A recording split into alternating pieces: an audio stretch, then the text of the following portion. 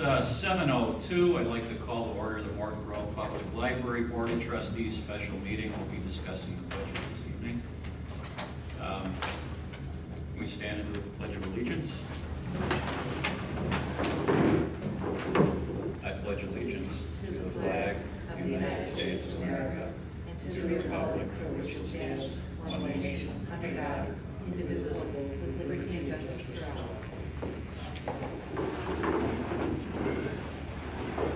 Secretary Byrd, you call the roll. Paul Byrd, present. David Kellerman. Arthur Goldstein. Here.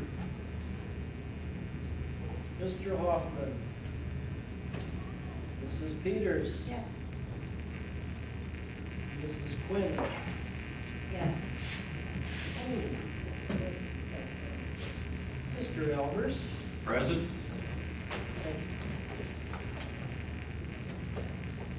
Tonight we'll be going over the budget prepared by our co-directors, Natalia and Kevin.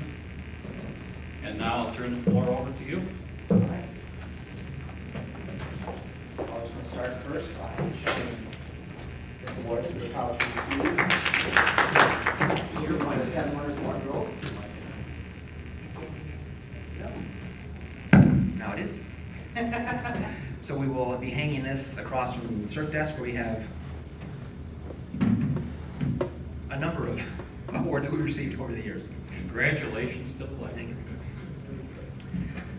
All right, so you received yesterday 2 versions of our budget, draft versions. The one that's horizontal, the data's all the same. The one that's horizontal just has the notes about where the numbers came from, and the vertical one is just a summary of what will be the official version, what will go to the village and be posted online. So just wanted to mention a few points first. First, there are no cuts in staffing. Salaries budget is exactly the same as it is for 2011. Book prices are essentially unchanged from a year ago, so the materials budget is also unchanged from 2011.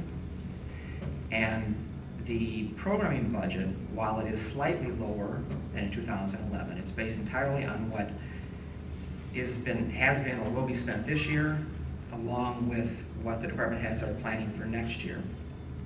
And so while the numbers are down, it doesn't represent any reduction in the number or types of programs. And bottom line, the budget is a little over 10,000 less for 2012 than it was in 2011. There is one correction that we found after it was printed on the, well, it's on both of them, I guess it would be. Yes. Line 6090. Computer Systems shows a 2012 budget of 103,565. It should be 103,365. That was just a typo, and that's what the items that are listed there, that's what that adds up to. So 103,365. And so then that changes the other totals throughout by a couple hundred, but it doesn't have any significant effect on anything. And we'll obviously correct that in the next version.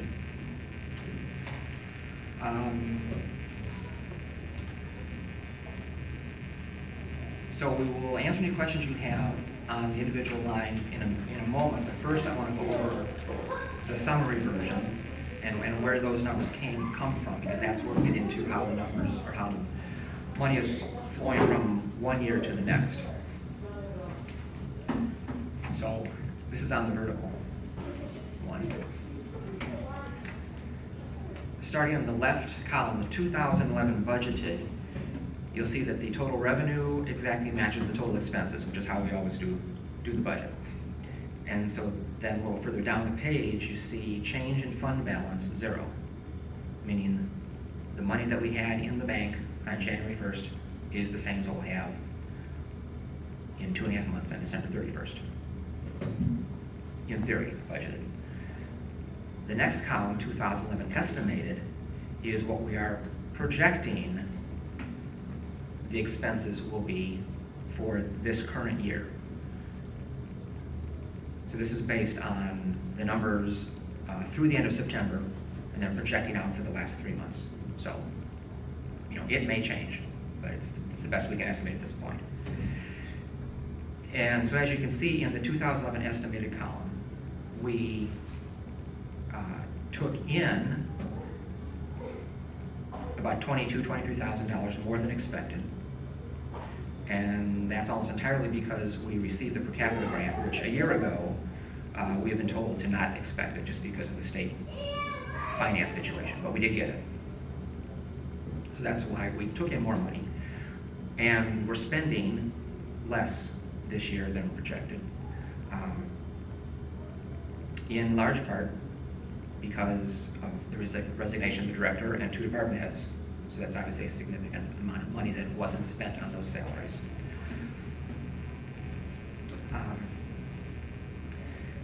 So for the 2011 estimate, you'll see the change in fund balance of $245,000. So that's how much less we're spending than what we're taking in.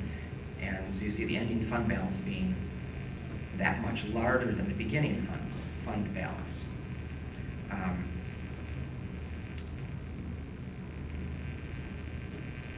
And in addition to that reduction in overspending in salaries, because of the resignations, there are also several new building-related line items that weren't spent.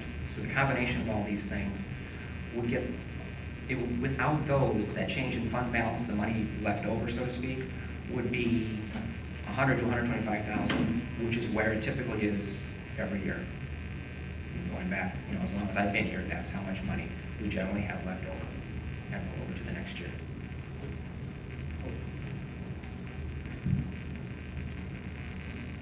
So then for 2012,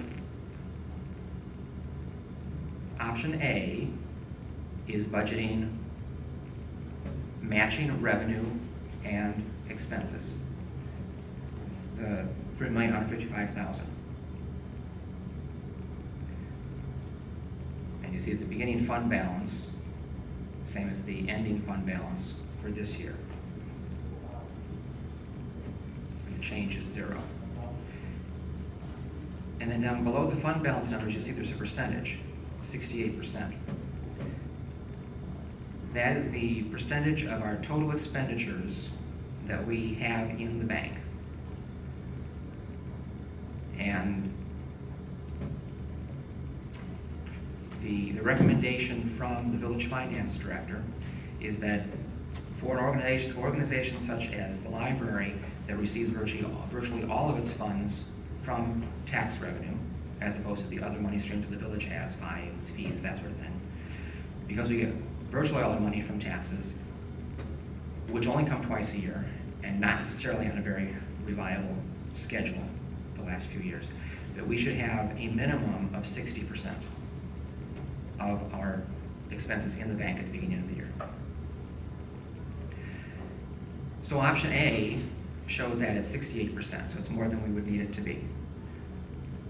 So what the Finance Committee suggested last week was to reduce that to 65%, meaning we would take money out of the reserves, out of our bank account, to go towards the budget and thereby reduce the property tax amount. So that's what option B is. We're taking about $97,000, reducing our funds by $97,000, and thereby reducing the property tax receipts by the same amount. And that gets that percentage down to 65%.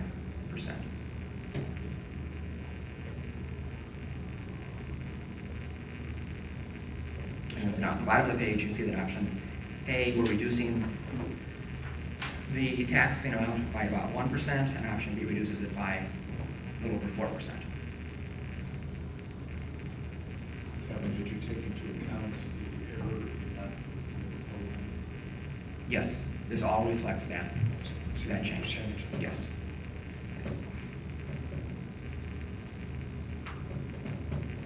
So with that, I'll be glad to answer any questions you have about any of the items in the budget. This horizontal spread shows only option A, correct? Correct. Right. Because the purpose of that is mostly the expenses, and the expenses aren't changing between the two options. Right. Could you or whoever devised it give some pros and cons, pitting option A against option B? What are the good points, bad points of which? Can I hold that question from a Sure. bigger perspective? Let me ask them the smaller. So the horizontal, sorry. If I look at 8130, professional services, which I realize includes like a lot of stuff. That's the one item on here that basically doubled. And so we're offsetting a lot of things, and we're doubling what is. And so is that based on current run rates of the estimates of what we're gonna spend, or is that, if I look at what the 2012 projected budget numbers, like from a roll-up standpoint, how will it build up? Well, it is reflecting, these items are listed here. Right. The reason it's increasing, the attorney's fees, Yep, I believe, was probably not budgeted, or certainly not for that amount. right, And then the 10,000 for an accounting firm, which is, we talked about bringing in an outside accounting or CPA firm to look at our overall processes Yep. in the administrative office. We've seen a lot of processes that haven't been changed in many years, and to basically tell us the kinds of things, how we can make improvements and make it more efficient. So, that's a substantial, the reason that way it's so the micro so line much. item on those, is that based on what they've given us for like rough estimates, or is that just based on so for the attorney, is that a historical run rate based on what we've done over the past few months?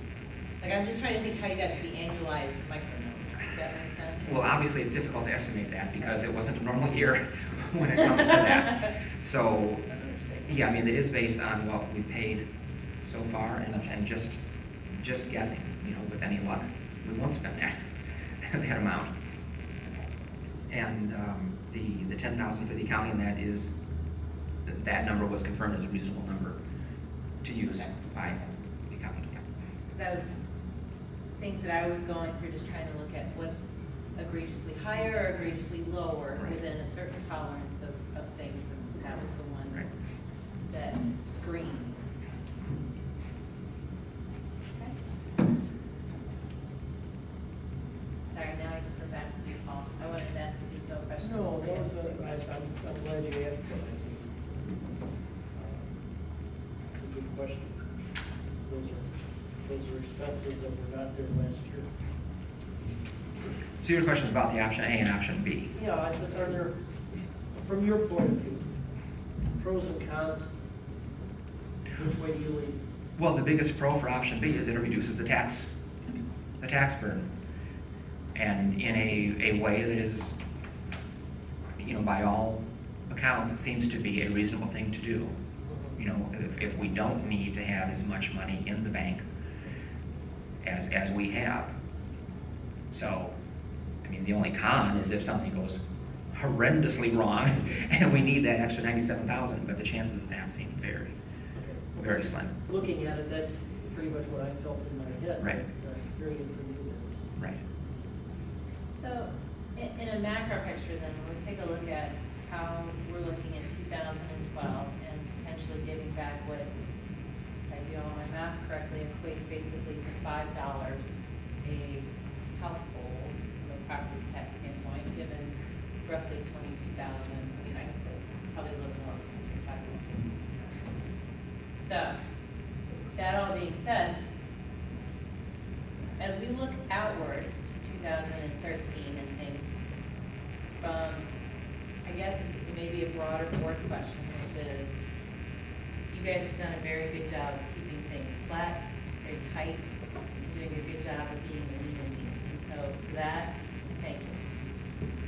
As I look in a broader picture, if I look at a 3-year vision, a 5-year vision, my one question is, going up and down from a property tax standpoint, does that make sense now? Or is it, okay, we're gonna go take a one-hit wonder, but then when we come back in a 2013 kind of year and out where at some stage, you know, even cost of living, inflationary salary increases need to be made, and things along that line, is it the right macroeconomic behavior to go do that? It's a point of context. No, that's a point. My own feeling is that you can hold the line on everything and have zero, essentially taking what you got from last year and just going forward, which was, I think, I mean, I argued last year that it was over the top. Well, as time goes by, you almost tend to factor in 3% inflationary figure. And what? Payrolls? Yeah, perhaps maintenance that we have to Other do. expenses? I'm just, you know, figuring in my head, everything seems to, nothing seems to go down. And I'm just saying, so since we were my figures are close to 13% last year, if we hold it, we're just carrying forward that 13% that was on last year. And it's slowly, as you said, it's going to be eaten away each year to where we're flat out, which isn't a bad way to go. Or do we go and reduce it? 2%, 3%? 6%. 6%. And then go from there next year. What I don't want to do is cause consternation and heartache for, you know, the community at large when we have one way and then the following year, even if it's nominal, like going up and down is not strategic. Yeah, Choice you'd rather in my see mind. some balance in the realm of 2, 3. Right. I can agree with that too, although this year may be a good year to hit hard. As you said, 6% would be, I think would be appropriate. in my own If people opinion. were being taxed too much, I don't think it's wrong to bring it down to where, Yeah, well, that's what I'm saying, I said, I think it'd be appropriate, and then, and I don't think we should take more than we need. And since the directors work so hard on they were asked to make a zero-based budget, what do we need? And planning for the future, there are things in there that plan for the future. I think, and also we've got a really good cushion no matter which option we take. I think that the most responsible thing to do would be to not take more money from the taxpayers than what we need. I would argue we do not have a really good cushion under option B because of the minimalist amount. We're less than 10% higher than the minimal amount required by the village, or advised by the village. So if I take a look at what the village guidance is, we're less than 10% higher than what that is as a minimal ingoing assumption. And so I'm less concerned on the 1 year because I think, you know, there's definitely things where everybody is feeling. 30%. If you look at their budgets, theirs is at 30, ours being at 65 is fabulous. We're in really, really good shape. So, Excuse me, have we factored in the ADA situation? Yes, that's in here. yeah, there was some. Kevin, is ADA factored in here? Some of that, there is some development cost in there, right? Well, no, there are no specific costs in there for it. I mean, the assumption was that's coming out of the special reserve fund and was kind of not a factor. I mean, but the special reserve fund is included in the fund balance, so, I mean, it will be, And there was, I believe, a 10,000 consultant services, EDA, architectural services, 10,000. right, right, yes, so but in terms of that's any the actual consulting repairs. part of it. That's just our scope work. So, Yeah, Right. I said that's just the Right. before. so as we think about scope work, anything that would be done against ADA, correct me if I'm wrong, would then come out of our current buffer, 65%. That would have to come out of that because it would be out of what's inclusive of the special reserve fund, correct? Okay, so anything that we drew down from there goes against what that percentage is. Right. Which It'd still we be need above to 60%. It would have to be, I mean, that would limit what we would have. Just from, if I look at 5% on that, we're talking roughly call it $5,000 that we would be able to spend against ADA to get it down to 60, if I use option B.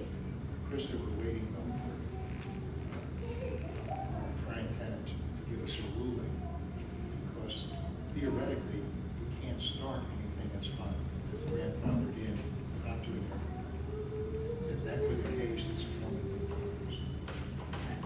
the Even though what you had said and what we hoped that you had found is correct. So he's checking it. He's double checking. Double checking. That's perfect. Which is, Double checking is needed. double checking is needed. I don't want to start anything and have a $4 million bill. My question also is, at 65%, what is the dollar figure that we have in the special reserve The special reserve is 114,000 right now. right now? Okay. And it only goes up when interest rates go up. Yeah. Keep holding your breath. All right, so we have 114,000 in the special reserve right now.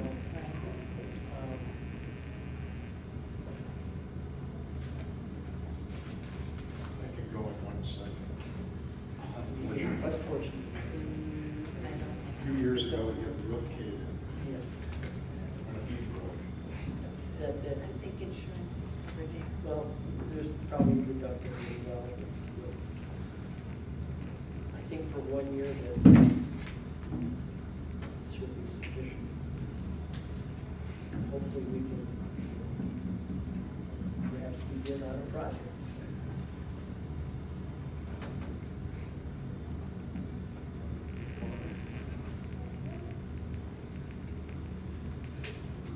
So if we assume option B, there is what would be, in order to stay above, what would be a 60% requirement, we have 100. It's not a requirement. Well, guidance. Guidance is Well, probably, keep it at 60% guidance. We'd have $107,000, which is less than the current special reserve fund. So if we were to go through the special reserve fund for any act of God or anything that wasn't necessarily covered by insurance or some sort of thing, we drew the entire special reserve fund down, whatever was our reason. We would be under, no, we would have, using option B, what's currently in the $2,146,000, 5% of that is $107,000, Which is less than, the special reserve. no, it's 114 in special reserve. Right, 107 is less than the special reserve fund. 107 is less than the, Special reserve is 114. right. That's what I'm saying, 107 is less than the special reserve fund today. Agree, we're agreeing, Oh, saying the okay. same thing. Okay. 107 is less than the 114. Yes. If So we I'm were- saying it would still take, it would still leave us above 60%. We would, even if we ran through our entire special reserve fund, we would still be above 60%. Because if we're at 65%, 5% of the $2.146 million is $107,000. So if we go through 114, we've now crossed the line. By a very Oh, that's good to nominal your amount. point. But you need to be looking at 5% of the 3.155. Yeah. Sorry. Okay, so you're, okay. Sorry, I'm working on the wrong numbers. I Thank you. appreciate, So now, I appreciate what you were saying, when we ran those numbers during our 100, finance call it, meeting. $155,000. Right. And change. Right. Got it, okay. Now.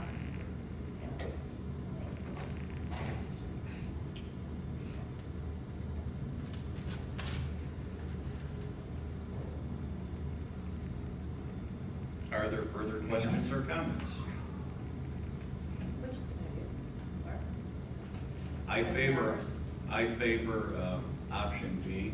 I just feel that we're in an economic period where maybe our tax-paying public needs a break. And our trustees having done, or our co-directors having done a zero-based budget, I believe it presented what they think they realistically need to operate this facility next year with a slight drawdown, and will still maintain a healthy reserve. We'll still maintain all the programs and all the spending on materials, so we'll still maintain. I I the think excellent we're- standards of the Mike, library. me on Yeah, oh, sorry. Thank you. So, I think being able to maintain the salaries, keep the budget basically unchanged or down a little bit from the previous year, keep all the programs, do everything right around here, yet ask for a slightly lower tax levy for 2012 is an admirable endeavor, and I applaud for doing that. And I would lean towards option B. Okay. One more broader question. And this is probably more of a hypothetical question, but from a village standpoint, by returning the dollars to the taxpayers, is there any benefit to the library? From a, do we see the village choose to attend more programming? Do we see more people who may get a library card? Like, what I'm trying to ascertain, is there any upside, in addition to the, hey, I like to have it and it's a good thing to do, everybody feels penny pinching and okay. But I'm just ascertaining, is there anything else that we would think would be an upside, like by giving everybody, you know, a certain nominal amount back from tax revenue, where you guys have been very choiceful on your budget, is there anything else that we would see as potential positive outcome for the library itself from the community at large? I guess I don't look at it as giving money That's- back. I look at she it, is. oh, I didn't know it was directed to just one person. I don't think there would be. I mean, I can't see people rushing in to get a library card. You know, overall, you know, just a better impression of the library. I mean, you know, given everything that's transpired over the last year and a half, it certainly can't hurt. But I can't imagine people would have not come in to get a card because of that. So I don't think that reversing that would have any significant effect, no. I'm just, it's more of a, you know, as we think about giving money back from a tax standpoint, is there any upside from the community at large as I think about their support, potentially greater for the library itself? Now, can I answer? Open floor, please. Okay. I don't see it as giving money back. I see it simply as not taking more than we need. That our needs have been ascertained by our directors, and they seem prudent and reasonable. And so I don't see why we would ask the public to give us more than we were put here in order to be stewards of the taxpayers' money. And I don't see why, you know, our job is to maintain the library and give an excellent library and do it and get what we need from the taxpayers in order to provide that service. And if this is the number that our directors say we need to provide that service, I think that's a great thing. I don't see why we would ask for more than we need. It's not more than we need, because option A balances out. More than we need is we're drawing down from, you know, a certain amount of cash flow that we have. Whether or not it's over what, you know, guidance is, that's fine. You know, I clearly think the library, you know, we're here to deliver against the community's needs at large, for the diverse community that we share, that we have. I think that's a huge asset. I think the library does a great job of that. I think we, as board of trustees, have to manage efficiently. I think option B does that. I'm not arguing a one-year budget, because I think, you know, choiceful things like that are great. The thing that I think we as trustees need to do, and the point that I'm kind of calling into question, is I think we as trustees also have to design for the future of what this library is in the community. And so when I ask the question around what I don't want to do to the community at large is this: if I look at a 3-year vision, have we factored all that into option B? And I don't know necessarily that it has been, and that's why I'm asking the question, because I think it's on our shoulders as trustees to make sure we're designing appropriately.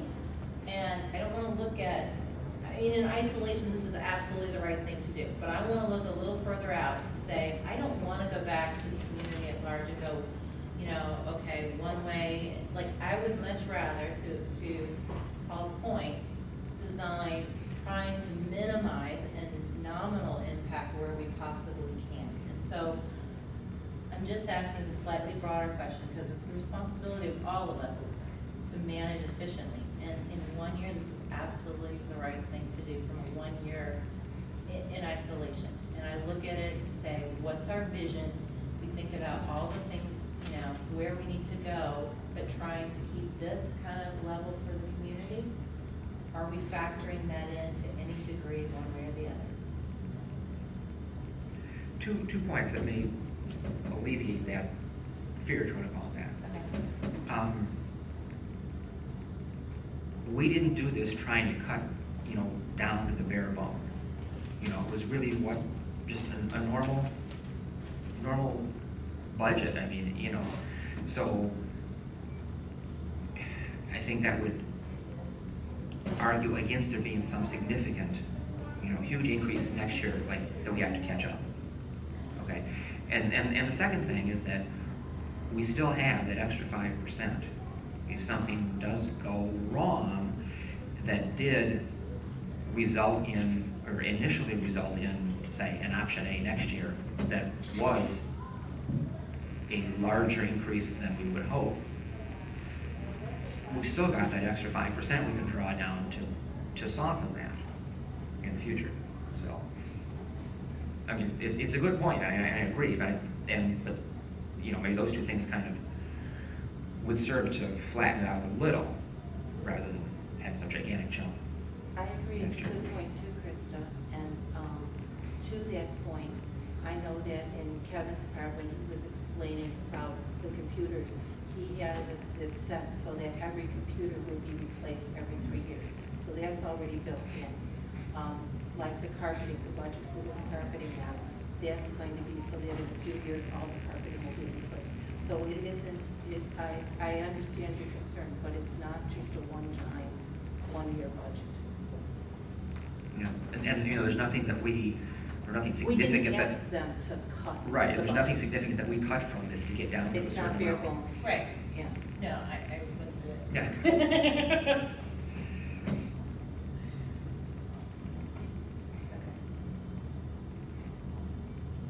You guys have done a great job. Thanks. Paul, any further questions? No, I was just about going to say the same thing Krista said. I think you've done a marvelous job on the budget. I think this speaks well to our community. And looking at the United States of America, this speaks well. And perhaps larger people may look and see what we're doing and learn from us. Thank you. Thanks. Anything, Arthur? I think they're good. Great, Kathy. Should we make a motion? So are we, so my understanding,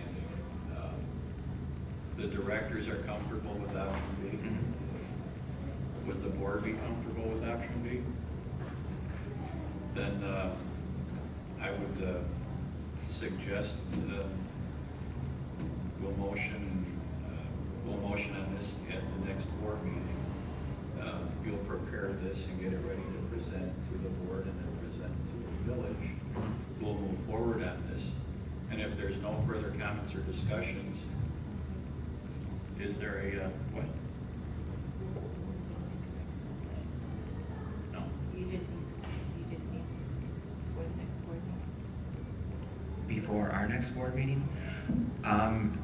What the time frame is, in talking with Ryan Horn at the village, he needs a budget. It does not have to be final and perfect by November 4. So, which obviously is plenty of time. He'll be presenting, yeah. Right, Can so, we direct him to present options? He'll be, we just did. right, so So we would give, presenting. we would give him option B, you know, with the one number corrected by the end of this week, so it's meeting his deadline. and then approve it. You would approve it We'll at our approve it at the regular next meeting, and then board. it's final. Yes. And then I'm not sure what we have to do after that, other than say what you've got is final. Then it would be final and formal, presented to the village. Right. That's. As of So November right now, 10, I there's- think is our Yeah, meeting. so right now, there's an understanding amongst the board members present that option B is the way we would go. We'll vote on this at the next board meeting, and if there's no further discussion, questions, or comments, I'd like to have a motion to adjourn. And a second, I'll second it. meeting is adjourned at 7:38.